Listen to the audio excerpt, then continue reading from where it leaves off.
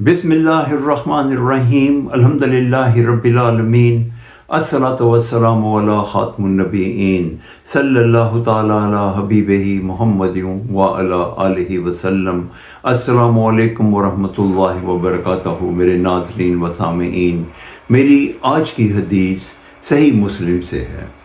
इमामुल मुरसलीन खातमुन नबिय्यीन रहमतल लिल आलमीन नबी आखिरुज़्ज़मान हज़रत मोहम्मद सल्लल्लाहु अलैहि वसल्लम ने इरशाद फरमाया कि जो शख्स मुझ पर एक मरतबा दरूद पढ़ता है, अल्लाह ताला उस पर 10 रहमतें भेजते हैं।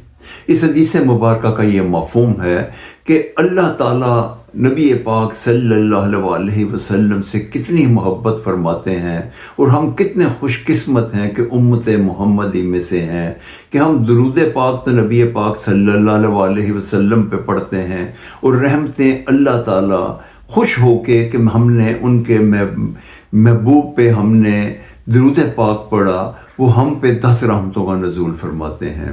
और जितना कसरत से हम नबी पाक सल्लल्लाहु अलैहि वसल्लम पे दुरूद पाक पढ़ेंगे, उतना ही नबी पाक सल्लल्लाहु अलैहि वसल्लम की रहमत की चादर में और ज़्यादा आ जाएंगे और शफ़ात हम पे वाजिब हो जाएगी।